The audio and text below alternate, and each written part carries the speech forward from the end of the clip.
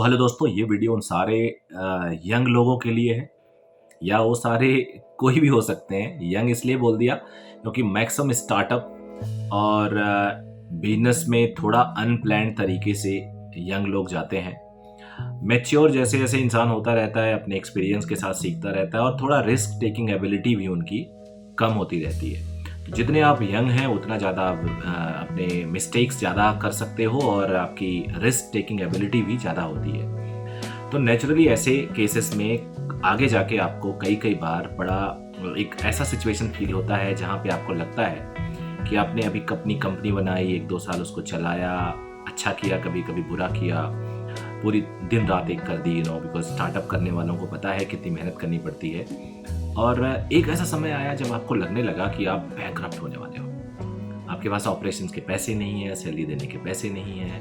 May be next day आपको लगे कि अब तो यार कल मेरे पास 10,000 रुपये भी नहीं है और कल मुझे 1 लाख रुपए का खर्चा करना ही करना है, रेंट देना है, सैलरी देनी है। आप ज़्यादा से ज़्यादा क्या कर लेते हो, आप अपनी EMI को बाउंस करा सकते हो, आप अपने इंश्योरेंस प्रीमियम को डिले कर सकते हो।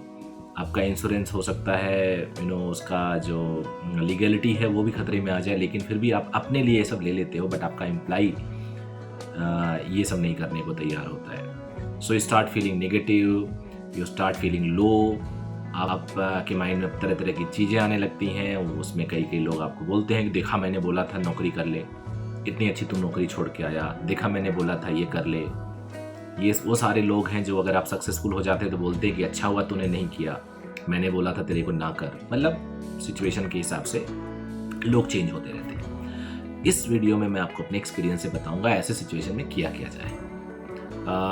देखो यार, सिंपल सी बात है, मेरे साथ जो पर्सनली हुआ है वो मेरा मैनेज हो गया है। क्या हुआ, जब मैं स्टार्ट किया तो I started my business with 10 lakh rupee only and it was a huge expansion. पहले महीने ही मैंने 30 लाख का एडवर्टीजमेंट प्लान कर लिया।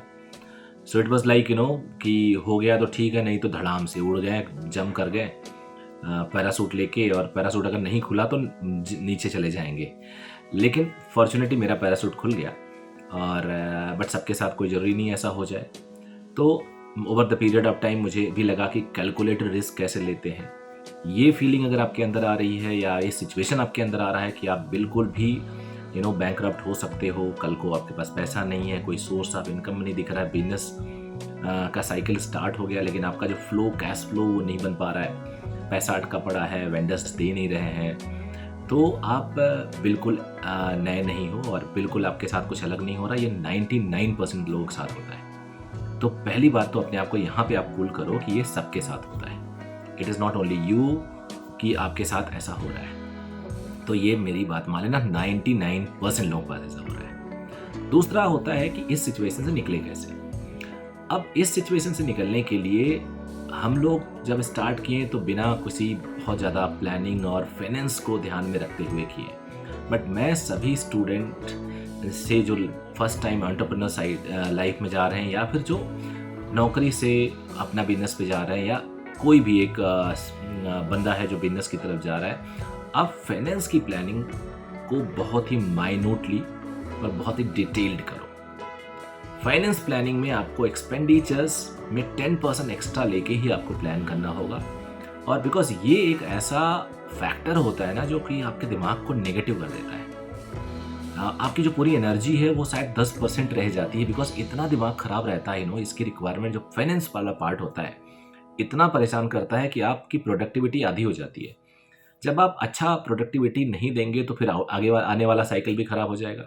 तो फाइनेंस की प्लानिंग डेफिनेटली आपको बहुत ही एक्यूरेट रखनी चाहिए और आपको प्लान करते रहना चाहिए कि अगर मेरा जो बिजनेस है वो 10% डाउन हुआ तो मेरा कैसे काम चलेगा, 20% डाउन हुआ तो कैसा काम चलेगा, और 30% डाउन हुआ तो कैसा काम चलेगा, बराबर हुआ तो कैसे हम ग्रोथ करेंगे, हमारे क्या क्या अनएक्सपेक्टेड खर्चे होंगे, इन सब का प्लान आपको पहले करना पड़ेगा। पैरेलली देखो यार, सक्सेस सबका है, फेलियर आपका है। जब आप पूरा ऑर्गेनाइजेशन सही चलने लगेगा, सक्सेसफुल हो जाएंगे, तो सब लोग क्रेडिट लेने आ जाएंगे और बोलेंगे यार हम सब ने मिलकर कंपनी बनाई। अगर आप फेल हो गए तो हमेशा फाउंडर या को फाउंडर की ही गलती दी जाएगी। तो आपको आप सबसे ज़्यादा शायद इंजॉय भी करने वाले हो सक्सेस का, क्योंकि अगर सक्सेस हो गई, सक्सेसफुल कंपनी हो गई, आपकी बहुत अच्छी बड़ी कंपनी बन गई, तो of course you will be getting better yield and better output.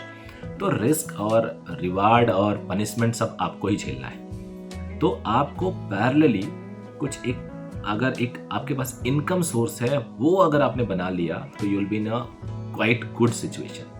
यानी पहली बात तो आपको फाइनेंशियल सिचुएशन बना के रखनी होगी, कैलकुलेशन बिल्कुल रखना होगा और एकदम एक्यूरेट।